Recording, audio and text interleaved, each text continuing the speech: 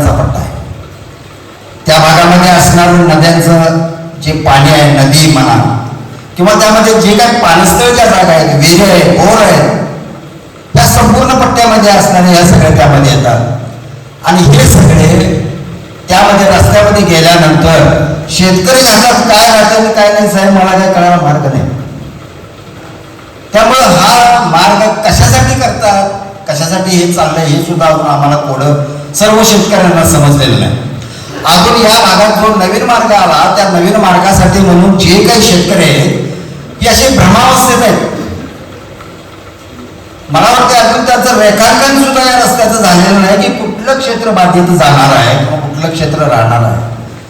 आम्ही विरोधक आहे आणि त्यांच्याकडून जर त्यांची युनिटी झाली तर खरोखरच ह्या रस्त्याचं ते तिथल्या तिथं ते थांबवतील असं माझं सुद्धा ठामत आहे. परंतु आम्ही या ठिकाणी झालेल्या शेतकऱ्यांच्या ज्या जमिनी जाणार आहेत त्यांच्या विरोधासाठी म्हणून आमची शिवसेना उद्धव बाळासाहेब ठाकरे शिवसेना ही ठामपणे त्याच्या विरोधात उभा.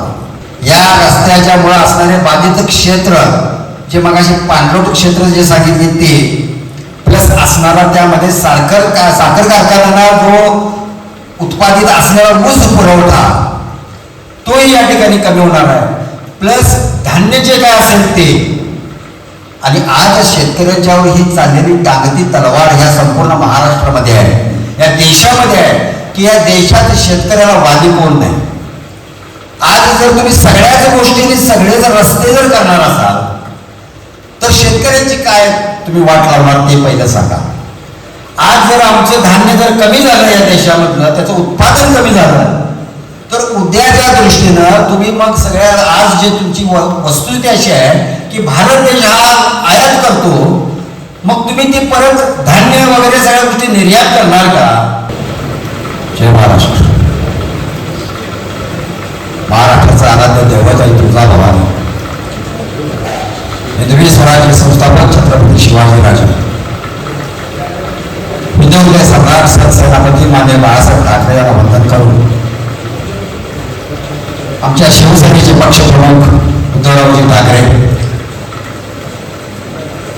महाराष्ट्र राज्याचे आमचे युवा सेनेचे आणि मुख्यमंत्री श्री सेनेचे आदित्यजी ठाकरे या सर्वांना वंदन करून आज सन्माननीय व्यासपीठ जे आमचे 4 जिल्हा प्रमुख या ठिकाणी उपस्थित आहेत, खरोखर हा विषय त्यांनी आज या ठिकाणी मांडला. तसेच आमचे महिला प्रमुख उत्तरे वहिनी देशपांडे, आमचे माजी शहर प्रमुख मोदी साहेब, आमचे सध्याचे उत्तर आणि दक्षिण म्हटलं तरी काय वावगल आहे, इतकं कार्य त्यांचं चांगलं आहे. अशापैकी आमचे विशाल गुळे आज या ठिकाणी सन्माननीय व्यासपीठावर उपस्थित असलेले आमचे संपादक साहेब, आजच्या मेळाव्यासाठी उपस्थित असलेले आमचे सर्व शेतकरी बांधव, या जिल्ह्यातले सर्व शेतकरी, सर्व पदाधिकारी, या मेळाव्यासाठी उपस्थित असलेले सर्व सन्माननीय आमचे पत्रकार बंधू भगिनी आणि फोटोग्राफर्स. मी आज या ठिकाणी मला बोलायचं आहे म्हणून मी आलेलो आहे, पण माझ्या पक्षाचा कार्यक्रम असल्यानं बोलणं आणि मुख्यत्वे या विषयाला धरून संबंधित असणारा म्हणून मी संबंधित म्हणजे काय की माझी शेती त्यामध्ये या मार्गामध्ये जास्त करून थोड्याफार प्रमाणात कळणं हीच नाही. पहिल्यांदा जो मार्ग होता नागपूर ते गोवापर्यंत, तो मार्ग वेगळाच दाखवला होता. त्याचं वर्णन सगळं मोदी साहेबांनी केलं. त्याच्यानंतर दुसरा मार्ग आता सरकारनं दाखवला, तो आमच्या इकडून आला. तुमचे वाकरे वगैरे आता साहेबांनी आपल्या भाषण केलं. त्याच्यानंतर तो असा इकडं वरती भाग जाऊन तुमचा सरळ राशीवर या सगळ्या भागामध्ये तो मार्ग गेला. आणि या दोन्ही पट्ट्याच्या मध्ये असणारं माझं गाव हसूर खुर्द.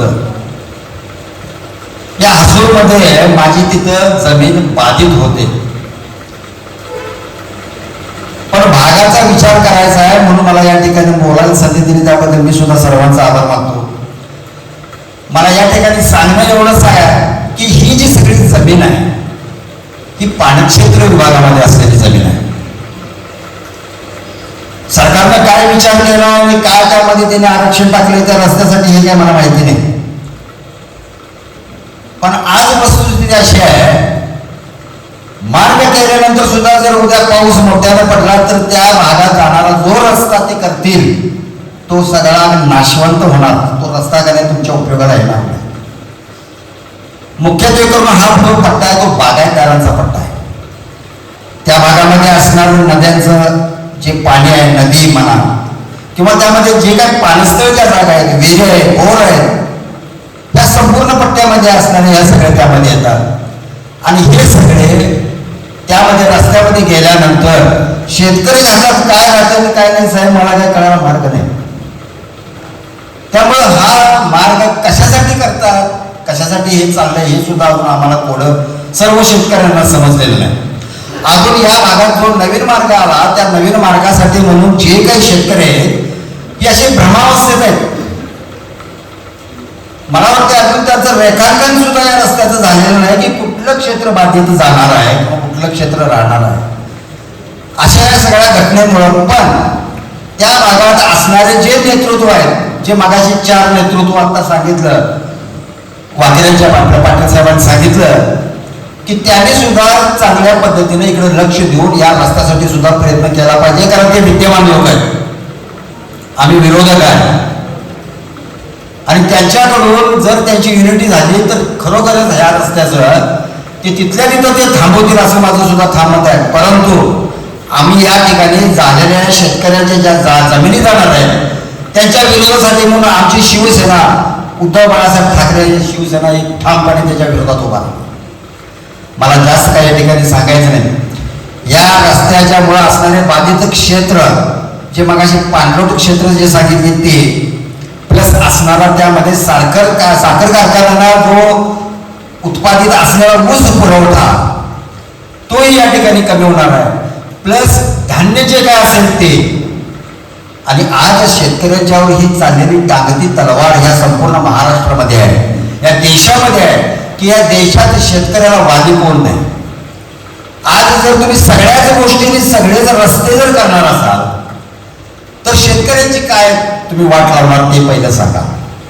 आज जर आमचं धान्य जर कमी झालं या देशामधलं, त्याचं उत्पादन कमी झालं तर उद्याच्या दृष्टीनं तुम्ही मग सगळ्या आज जे तुमची वस्तुस्थिती अशी आहे की भारत देश हा आयात करतो, मग तुम्ही ते परत धान्य वगैरे सगळ्या गोष्टी निर्यात करणार का? हा त्यातला प्रामुख्याने विषय आहे. मी जास्त काय बोलत नाही, मला व्यासपीठावरून 2 मिनिटाची संधी दिलेली आहे. योग आला तर मी आणखीन सगळं विस्तृत बोलेल. मला या ठिकाणी 2 शब्द बोलायला संधी दिली याबद्दल मी सन्माननीय लोकांचा आभार आहे. जय हिंद, जय महाराष्ट्र. अशाच नवनवीन अपडेट्ससाठी डिजिटल कोल्हापूर चॅनेलला सबस्क्राईब करायला विसरू नका.